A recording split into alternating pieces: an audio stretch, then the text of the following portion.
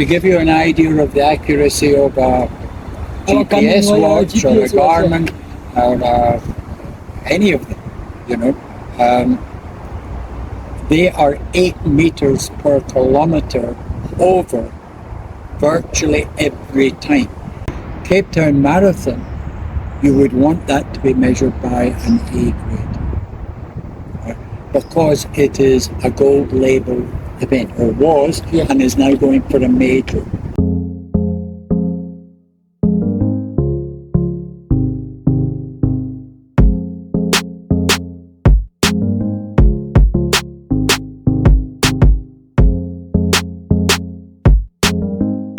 Folks, welcome to this episode of the Runners Podcast with myself, Rotokolo.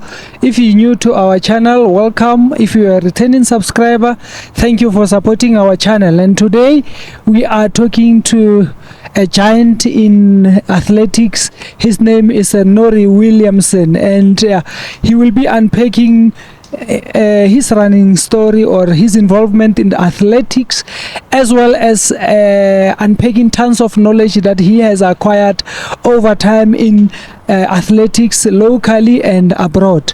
And he's a coach, he does route measurements, and a lot of stuff. So without further waste of time, we welcome Mr. Norrie. How are you?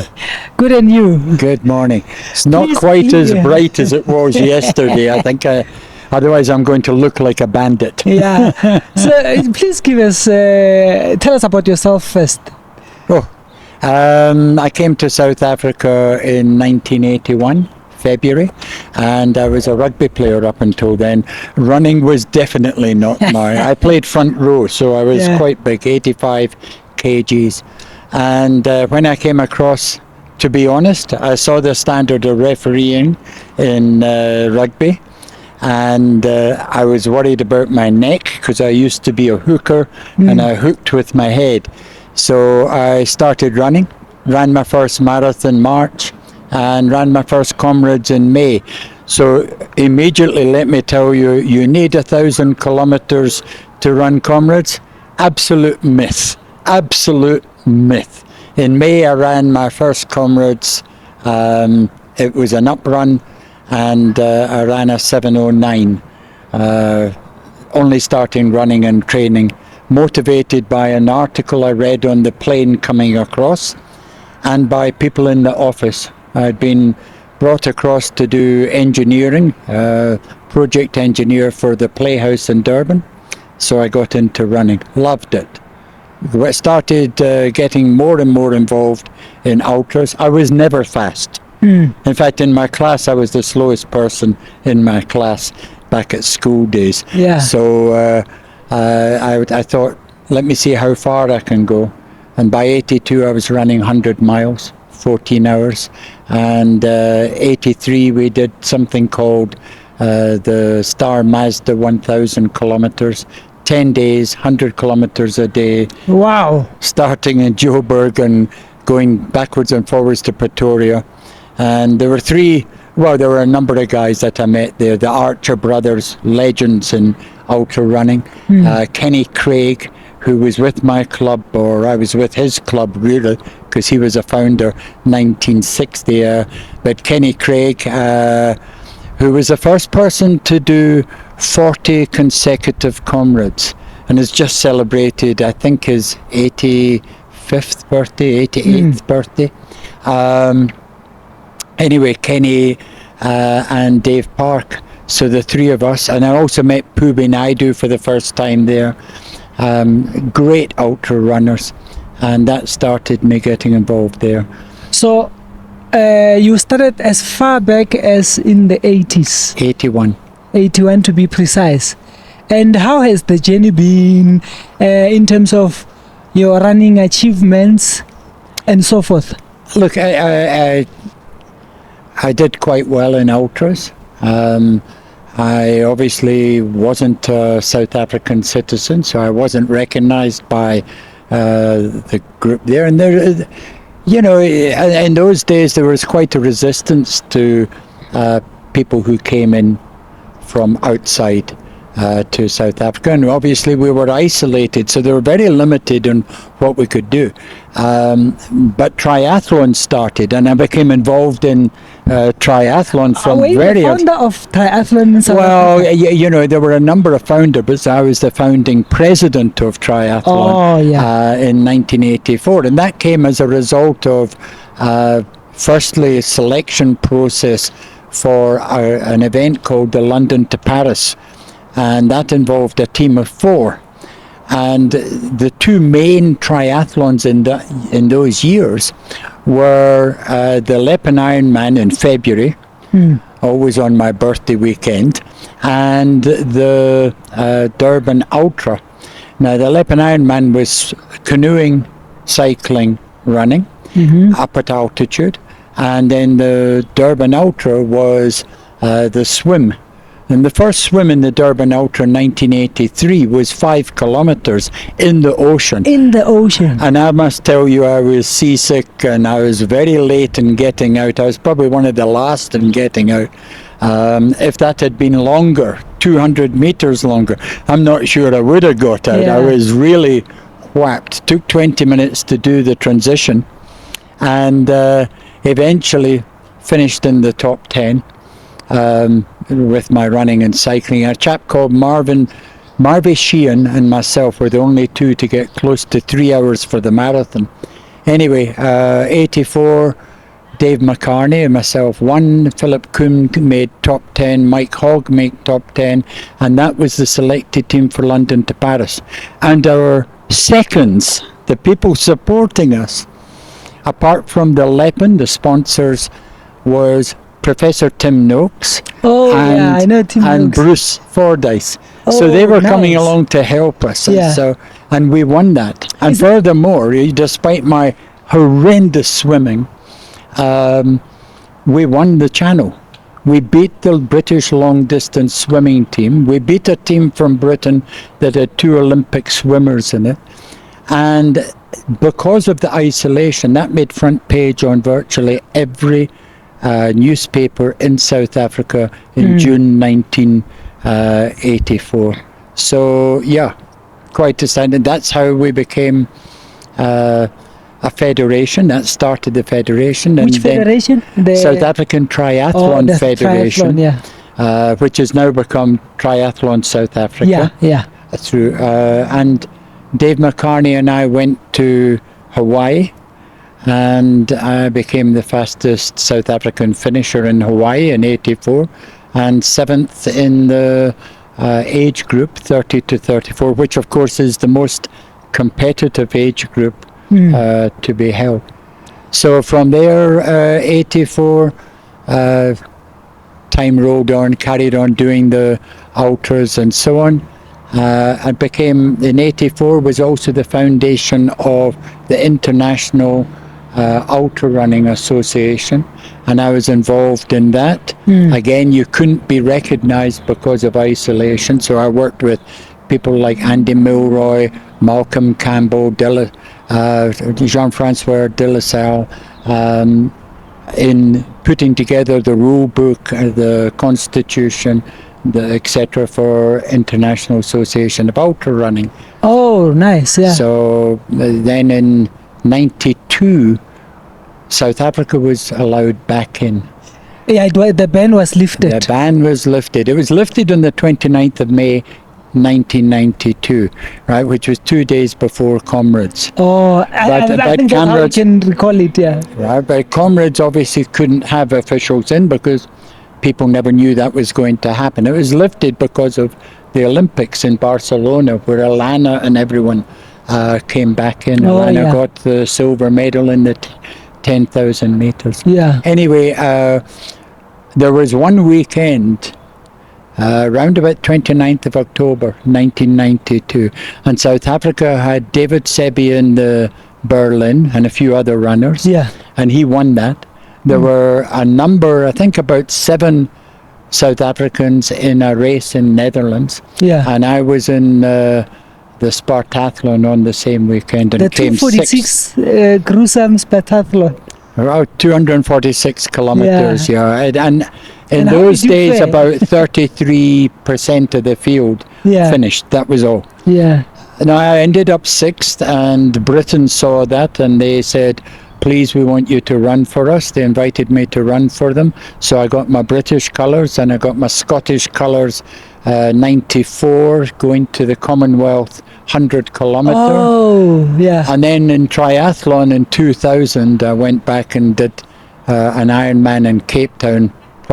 Actually Gordon's Bay. It was one of the windiest ever. Yeah. Got my opportunity to go to Denmark and get my colours for South Africa. So very proud of 3 different So national you ran for tracksuits. 3 different countries. Well, ran and triathlon, yeah. Okay. So, but you know, all the way through since '86, I've been a measurer. So I've managed to get to Olympics measurement for Atlanta, Sydney, Athens, Beijing, and I've been lucky enough and privileged enough to go around the world doing course measurement, doing lecturing on course measurement, race organisation. I've worked in Jordan, Lebanon, Beirut. I was recruited by May Al Khalil for the first Beirut marathon, and that's actually just been run. And again, it's still about nation building, because obviously Beirut has been involved in this whole Middle East problem, and it's amazing. Okay, so you were involved in. Okay, you said William Tolo one of the. William Atolo won the New York Marathon the week after David Sebi won Berlin. Yeah. The week after that, the weekend after that, Willie went into New York and won that race. Yeah. I mean,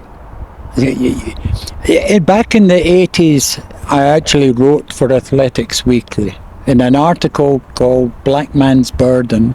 And I was trying to say to people, you don't understand just how talented they are. And yes, there is a separation, and some people just couldn't cross that. And other people, Blanche Moyla, the Sebe brothers, Tamani, Cinque, etc. Willie Matolo was... In about 86, we had something like 3 marathon runners in the top 10 in the world running 2:08. Tamani and Cinque were running 60 or 11 for a half marathon, which was a world record. But unfortunately, because of the sanction, the sanction, but there was a 7 meter too much drop from the start to the finish. Otherwise, it would have left the world in a predicament of having a world record that they knew had been measured correctly, etc.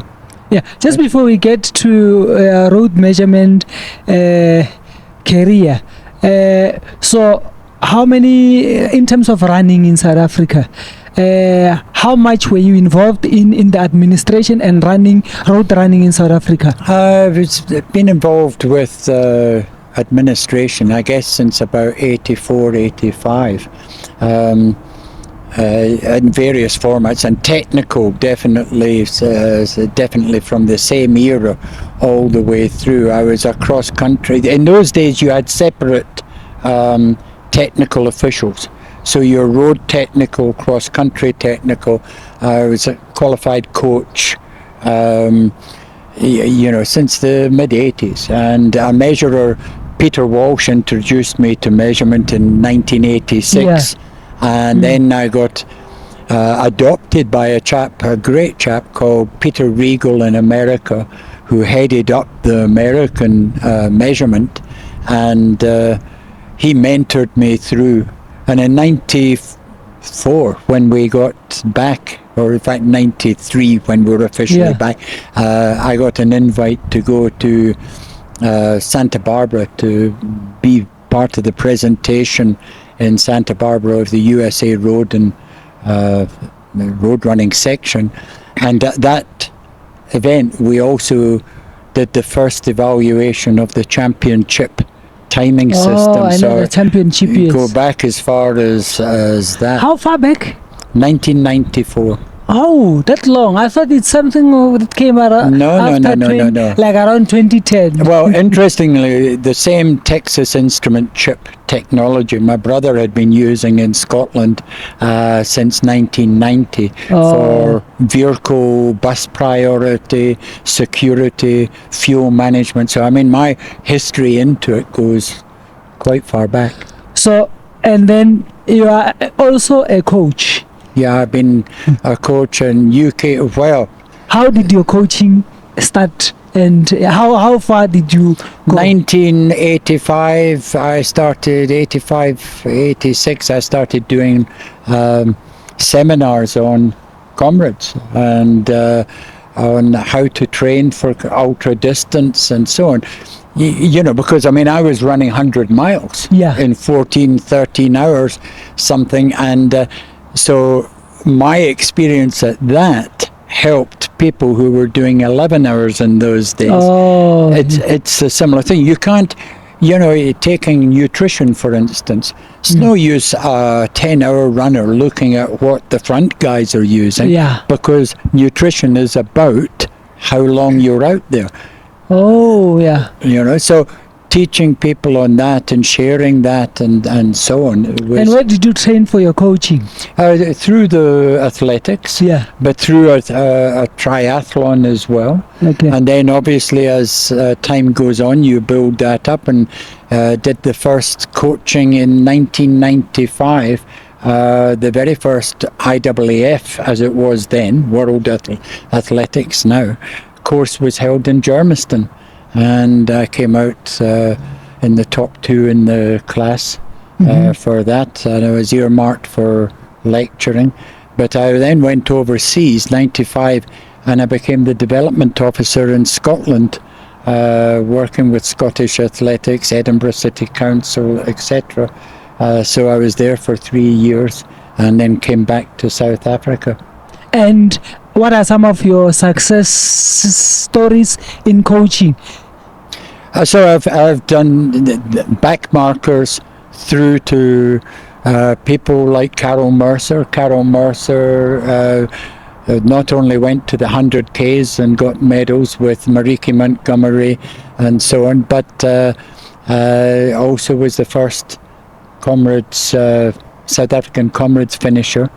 And we predicted a 6 hours 40 for her in comrades on a 2001 down run, and she ended up doing 6 hours 40:59 and sprinted past Grace D'Oliveira to become the first South African woman finisher in there.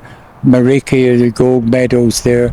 I was working with Tanith Maxwell from 1994, I'm not sure of the date now, but about 94 and end of 94, and she went to the Commonwealth Games in Melbourne, 96. You know, so but it's not about the people I want, and I only take like 20 people at the peak. The people I'm interested in are the people who have a goal. I don't care what their goal is. It's where they're dedicated and committed to a goal. And so I've got back markers. There's a deputy minister. I'm not sure whether I should mention his name, but anyway, he's a 6 foot or 2 meters, 100 plus kgs. And I got him to finish comrades. Oh, nice. There's a 74-year-old ex-anaesthetist who we got to do a sub-4 in Dublin on 2 occasions. Got him into Boston, and he qualified and got into Boston and ran there. He's subsequently had some cancer issues, and is now back running again and hoping to qualify for Boston as a 75 plus. Now that to me is just as rewarding, you know, as there's a chap called Welcome Mateto. I mention his name because a lot of people know him, and who is now giving so much back to the sport in track and field and so on. But he was an ultra runner, and he ended up getting into the World 100 kilometer championships with the South African team. And he literally dragged Andrew Kaleli around, because although he was last at about 50 Ks in the team, he was running and walking and working on a schedule, passes Andrew Kaleli with 15 kilometers to go, and ends up dragging him around. And Andrew sprinted to the finish and got a time 2 seconds faster than welcome. But the message is there. It's all about pacing. It's all about training. It's all about planning. And so those are the rewarding things. And do you call yourself an ultra, a marathon, or a middle distance coach? No, it's a distance coach, because the premises are the same. The faster you are at 5Ks, the faster you are at a mile, the faster you will be in comrades.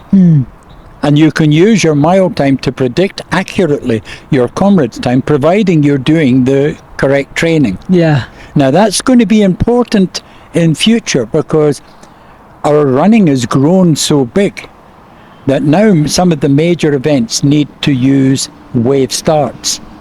And I mean, you look at something like the ABSA series is using it wave starts, and they're using it well. You look at something like Oceans, and they're not getting their wave starts correct. And so we have problems when they start trying to do the cutoffs. And there's absolutely no need for that. Right? So you learn a lot from seeing things overseas and doing things. Just moving from coaching to back to your administration, or your how did you were involved at CMA at some point? No, so I've always given input. I've also been the comrades coach. I was the comrades coach prior to Lindsay. And we were the ones that brought out those pacing bands. I see the pacing. A long year ago, and I used to do these talks at Comrades on how to run it and so on. Long before we had all the technology. I mean, my initial ones were with these overhead screens. Remember? You had the projector with the overhead screen. So the initial one was back there then. I used to work with Pick and Pay, and I had a comrades chart that came out twice a year, once in January or December, and it gave you day-by-day training, and then again in May, which gave you the taper and the pacing and how to do it. So that was my involvement with comrades. But in '86, I measured comrades for the first time. Nice. And that's where we found that comrades, as it had been measured using a wheel, was 2.5 Ks longer than the international method of measuring. And so the race distances prior to 1987 are all about 2.5 Ks longer than the actual distance if you compare it today. So I did that. I remember I was asked to present on measurement in 1986 by Cheryl Wynne for South African Road Running Association. In fact, it was just down the road. I got off the plane and I ran to the hotel with a backpack and did my presentation and stayed the night and then ran back to the airport. But I presented there, and I'd given the comrades chairman of the time, no name, no pack drill, that here was the accurate distance, and they refused to announce it. So in my presentation, I said, this is the actual distance it should be, and so on. And by lunchtime, I was being told, he will never run comrades again.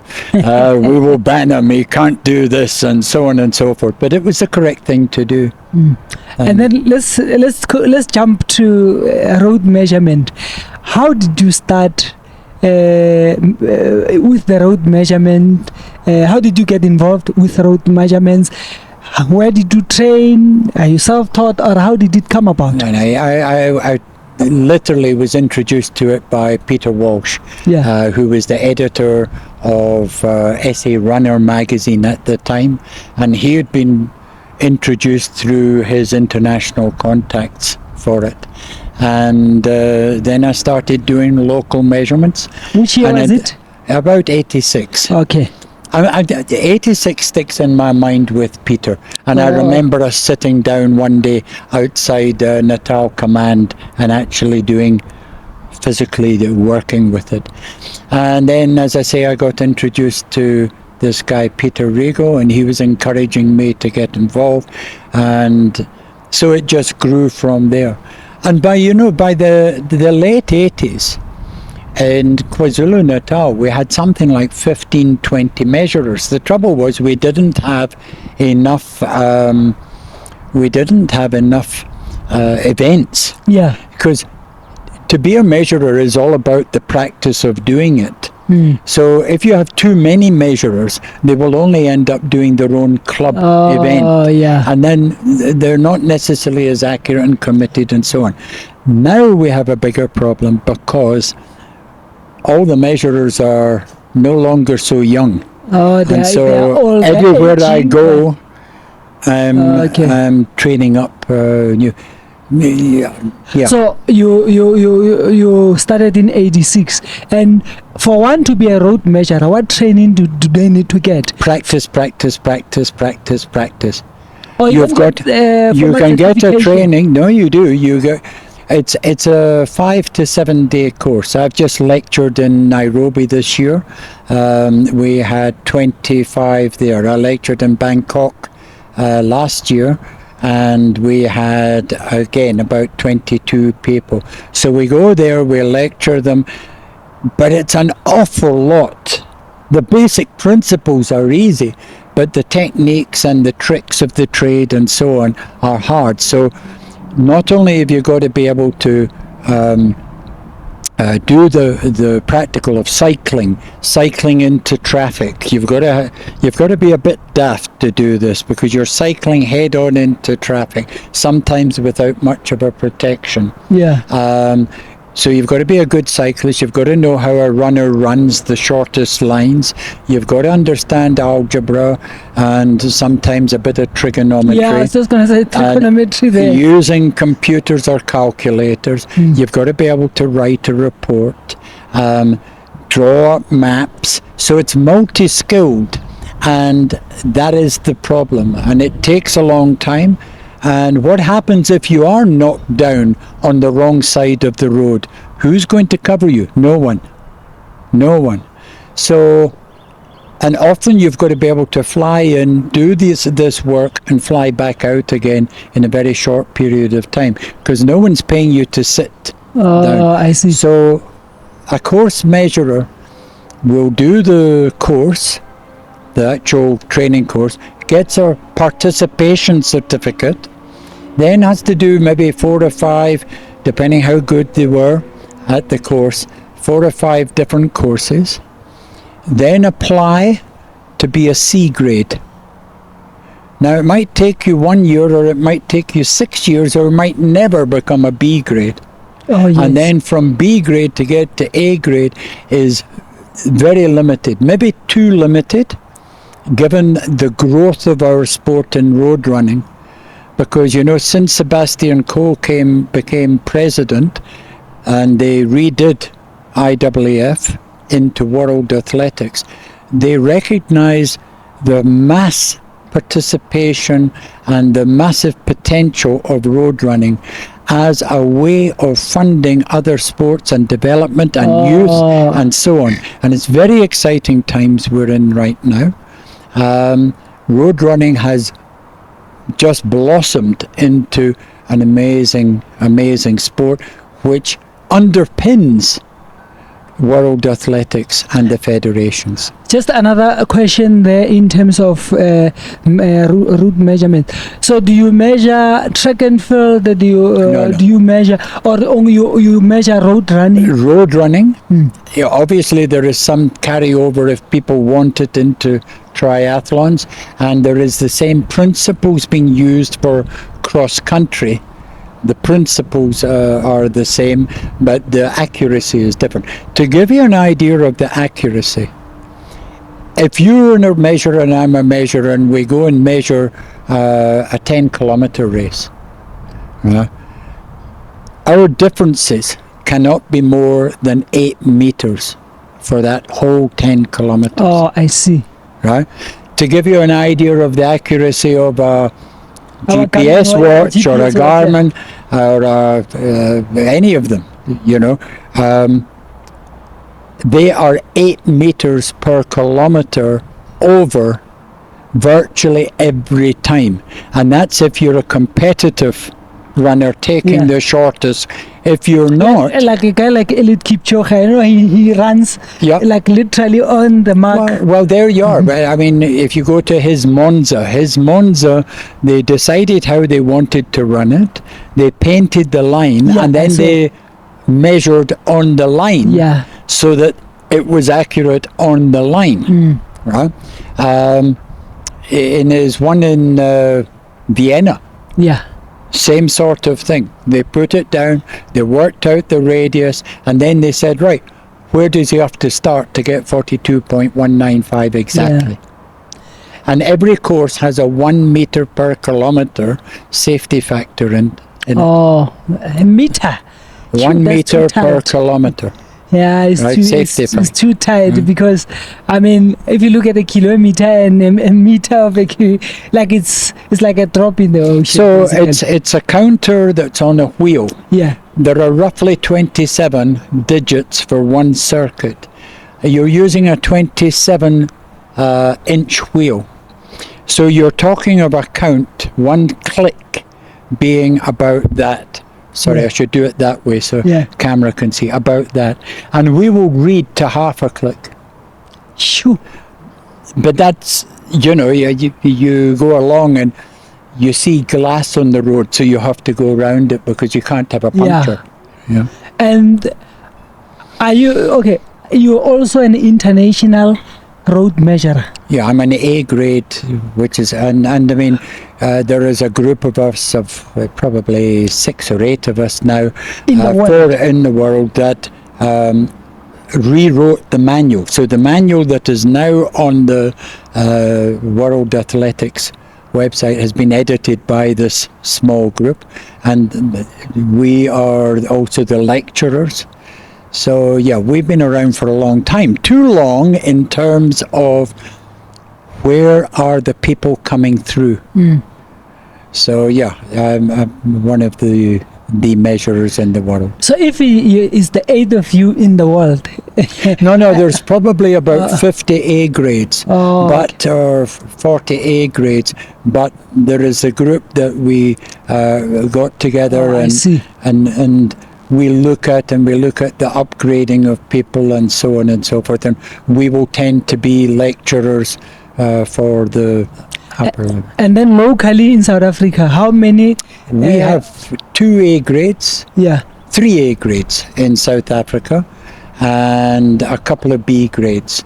And the question will be, what will if there's a race in South Africa, be it a Comrades qualifier, a 2 Oceans qualifier, or an international marathon, where would an A grade be measuring and where would the B grade be measuring? So that's a very good question. So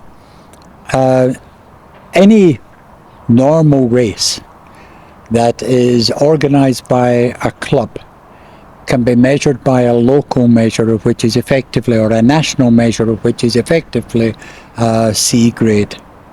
Okay. Although there is a slight difference between local recognition and world C grade. Okay. Now you come to the next level, which is a race that wants to be ranked, and World Athletic ranking is incredibly important. We saw this year Elroy Gallant qualified for the marathon through ranking, not through achieving the qualifying time. I heard that, and I was puzzled. I was like, I didn't understand So 50% of the field for a world championship or for Olympics comes from ranking. Okay, now the other 50% comes from people who have qualified. Right? But the standard it's becoming a problem because the standard of running is getting so much faster. You see how many world records are going that virtually everyone is qualifying. Right? But anyway, from ranking. Now the way you get ranked is you have to have 3 performances on a ranking race. Right? And you get points for that performance based on how good the performance is. World record is top 100%, right? 100 points. And as you come down, the points drop, just as you do in track and field on performance. But those performances gain benefits if they are, depending on the standard of the race, if they are a provincial championship, if they are a regional championship, if they're a national championship, you get bonus points. And so you can earn your points from ranking races. Now, a ranking race must be measured by an A or a B world measurer. I see. Right? If you're getting a record, then it has to be an A that ratifies or verifies that course. The ranking course doesn't really have any major restrictions on it. It can be a downhill course, but you will lose points for the performance because it's downhill. It can be separated, but when you come to record courses, the start has to be within 50% of the distance of the finish. The start cannot be more than 1 meter per kilometer higher than the finish, and so it becomes more. It's too technical, And then only A grades can measure the major events. I see. Like, let me give an example. Here in South Africa, this year we just had the Cape Town Marathon that is eyeing to be one of the majors. We've got Durban International Marathon. We've got the likes of Comrades, which is it's not recognized as an international ultra and so forth. And there's the Two Oceans and so forth. In terms of measurement, how do you? Right. So. Two Oceans and Comrades are ultra marathons, so they fall under the IAU and then under World Athletics. They don't really qualify for records. The 50k in the Two Oceans, of course, qualifies for a record, but the 50k now is far faster than the one that Thompson Magawana ran in 1988, which I actually validated and so on back in those days. But so now your ultras, I think we can say where there is a world record on 50Ks or 100Ks, it needs to be validated by an A grade. It could be measured by a B grade. Right? Your Durban International Marathon isn't a label, or if it is a label, it's a base label, therefore it can be measured by a B grade. Okay. If there is a record on it, again, it will need to be validated by an A grade. Okay. Cape Town Marathon, you would want that to be measured by an A grade, right? Because it is a gold label event, or was, and is now going for a major. And in fact, any major has to be measured by an A grade. I had to fly into Chengdu, China, for one night, and went with the measurer there, who was a Chinese B grade, and measured that overnight, and then out of that it became the major. It was a major candidate in 2023, and the measurer there, Jan, is now an A grade, and in fact the race I'm going to on Monday in China, Kunming Marathon. He is measuring right now. And I will be seeing him there, and we will be looking after that. But I'm going there for technical delegate for World, not as a measurer. And just for interest's sake, if an A-grade measurer is measuring the course, does he need another A-grade to... If there is a record, yes. If the A-grade and the B-grade work together prior to the race, you don't need another validation. Okay. And that's the way to go, because then you've got everything comfortable. Yeah. Everyone knows it's safe. As soon as that record is done, you sign off the times, you're signing off the certificate, etc. The whole thing is done. Oh. Biggest problem, and it's great that you mentioned, and I hadn't thought of, one of the biggest problems we have in South Africa is that we're not getting those forms signed off on time. We've got records that have been run in the 50K. We've got a 80-plus-year-old lady who has not been recognised yet because Western Province haven't signed off. The third timekeeper hasn't signed off the time. And imagine this was run or walked in March in Western Province, and it still hasn't been recognised. And it's a world record for an 80-plus lady. Now, 80 plus, you don't know you're waking up the next day. Yeah. It's really unfair. Yeah. You know, and there's a French record and a European record in the 50K, and again, it's not been signed off. Why? We're not fast enough in getting all the documentation together and through to the relevant people. Just another question to this. Are we utilizing you in South Africa, or are we underutilizing you as an A-grade measure? So let's be clear, things that are done for the Federation are done on an honorarium basis. So my answer right now to you has no commercial impact. We are not using the experience that we have in this country. Oh, yeah. And people that have that experience are getting older. Every breakfast is a blessing. Every breakfast is a blessing. And you will lose experience if you don't start using. Ironically, you know, as I said, I've been appointed to something like 10 events by World Athletics, 3 lecturing by World Athletics this year. Where is it happening in South Africa? And it's not just me, there are others. Gavin Wright. Why isn't he being used properly in South Africa? Right? And we need to stop this. And you see it's happening. I mean, look what's happening with Comrades. Look what's happened with Comrades over the last few months. And now we've got people in who are saying, does it matter if we like or don't like or have relationships with this person or that person or not? We need the best we can get into the sport. And I see there's a Daily Maverick article about swimming South Africa this week. You know, I think people are waking up to the idea that this country really has the opportunity of being great. I said to you, I wrote in 1980s for World Athletics, for Athletics Weekly in UK.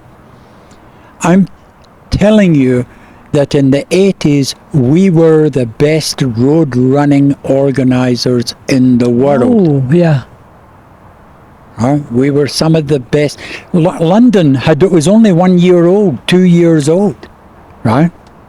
We had massive experience, right? We could have gone in 1992 as the lead road running organizers. Today, we are so far behind. Our medical is amazingly behind. Yeah. It is almost unsafe in our road running. Our techniques, and we've got this tunnel vision that we're not willing to try things. China wipes the board with us. Yeah, no, those guys are moving. Yeah. If I tell you what they've got for a medical, every 100 meters along the road of a marathon, you will have a first aider. Yeah. Every 100 meters. I heard that somewhere, yeah. Or I read that somewhere. Every 1 kilometer will be a medical professional. Every 2.5 will be a tent set up as a minor, medium-sized. Yeah. They have bikes, e-bikes, and paramedics, along the road, up and down, dealing with anyone that collapses. The international standard is that if someone collapses within 3 minutes, there should be someone attending them there. Every minute thereafter, if you're resuscitating that person, you lose 10% of their post-recovery. Yeah. Now imagine in Chonga, someone collapses. Yeah. You tell me how they're going to get it out. Or between Cato Ridge. So we need to start reviewing how we have that. Imagine that on Chapman's Peak. Can you get people in there? How fast can you get people in there? And how fast can you get someone out afterwards? But the first thing is get them resuscitated. Right? We are running our races in adverse conditions, what they call and stipulate as adverse conditions. Yeah. And we don't run them in winter. I see today there was an announcement, or it may have come out in the last couple of weeks, that Gauteng are having their marathon trials. Have you seen that? 18th of January. The 18th of January, we are getting people to run 30 Ks. Comrades and Oceans qualifying period was from October or mid-September through to May. So there were no marathons in KwaZulu-Natal from May till October. The summer months were being used for the marathon, 20 of them in 20 weeks. It's absolutely crazy. Yeah, let's just come back a little bit. So what are some of the popular marathons that you've measured or you've verified? Oh, all over the place. I mean, Lagos, that has a mass field. Chengdu. I've been so lucky to go to measure in Botswana, in Tanzania, in all over the world. Any ages? Oh yeah, Chengdu is a major. I can't think. Okay. Quite honestly, I've measured hundreds. And then 100 plus. Just when we get to closing because of the rain outside. I just want to ask this. Like there was a race in Pretoria whereby it was a qualifier, but it was then I think you're and then they came and say the distance was short. What would happen in that? Because I would assume someone went there to measure, but then it was disputed. I think you'll find that if we're talking the same one in May. No, it's in November. It's in October, November. Yes. But this is outside. Yeah. Okay, so where a race is short, it's very hard. You can't do anything with it at all in real terms. The guy never finished. It was after the race, and then they said this is cannot qualify as a qualifier. But you ask yourself, if it was measured, why is it shorter then? Well, that's the risk a measurer always takes, and that's why you need the practice and the experience and so on. I think, and remember that it's not just the measurement. The majority of races that are incorrect, Abu Dhabi, for instance, was incorrect. And it wasn't a measurement fault. It was the setup on the day where they put the cone for a turn in the wrong junction. Oh, I see. Okay. So there is always that. There is also marshalling. So there's the build-up of the race, and that's where the race report, the measurement report, has to be good I see. and really spot on. It needs to show exactly where that point is. And you need to nail it. So the guy's looking for a nail, not just a paint mark, because many people put paint marks on the road. Right? For that training. And then for the other exactly. things, So, you mix up the paint mark, it's wrong. So the report should be able to allow the race organizer to build that course exactly as it was measured. Right? That's one. Then you put a marshal there. Now, a marshal is a volunteer. And a volunteer, it rains. In this country, you can't be sure that the volunteer will turn up. Or a different volunteer is put there, and now he's directing late, for whatever. there was a race, I thought the one that I thought you were talking about, where the municipality had provided, or traffic had provided a policeman on a motorbike. And the police motorbike went straight on. And the runners thought, well, we must go straight there because the runners didn't follow the lead car. There are so many reasons. Dynamics, it's not just about the measurer, I see. but it is a measurer's nightmare that a runner breaks a record by 1 second, and you find that the course is not 100%. There's a discrepancy on the route. Absolute nightmare for a measurer, because he will live, or she will live that. And that's a good point. We're now getting more and more women involved. I thought we had our first African woman measurer. I see. She's not progressed as fast as we had hoped, so it might be another year yet, but we've got a couple of others coming through. And why do you have to remeasure a route that you've been running for 30 years? Because the municipality might come along and make a change to the curb on a corner, or the route is, and it was an arbiter. We've had that discussion. Is 5 years the correct number where you have to recertify or not? And it could be 7 years, could be 10 years, could be 3 years. We felt 5 years, and that's being reviewed all the time. We felt 5 years was okay. I think because of the weather, in the interest of the weather, I think we are going to have to cut it here. But you're forgetting that this is an amazing summer's day in Scotland. Oh, really? This is light rain. Oh, I see. But anyway, thank you for your time, and thank you for your insights and everything. I think this is not the end of our discussion. We still have to explore other things that are related to route measurements and running in general. Can we just finish with one thing? No problem. We're turning the year.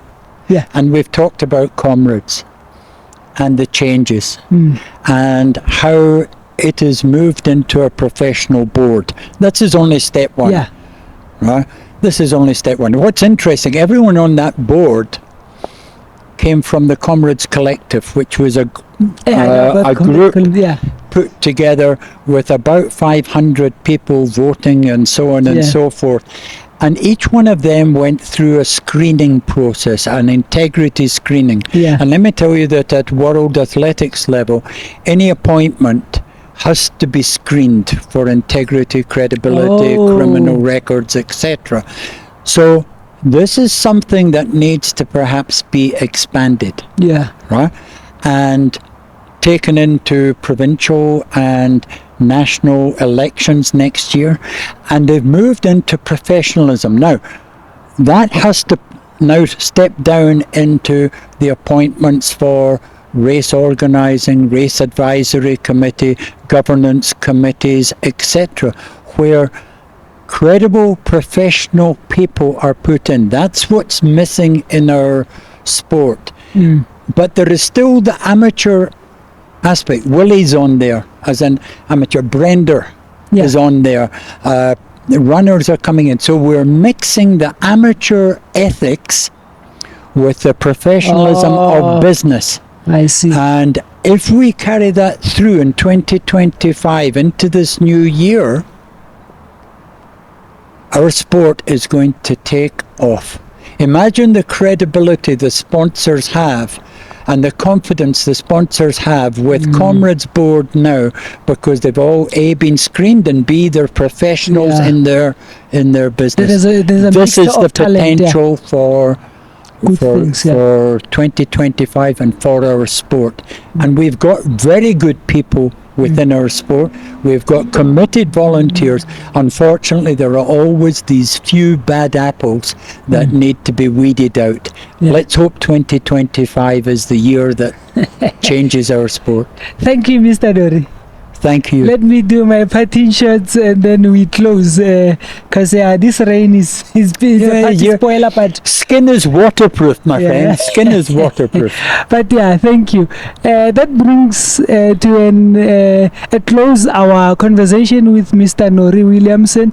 This is not the end; it's just a close on today's talk. And you at home, hope you've enjoyed as much as I've enjoyed this conversation with Mr. Norrie Williamson.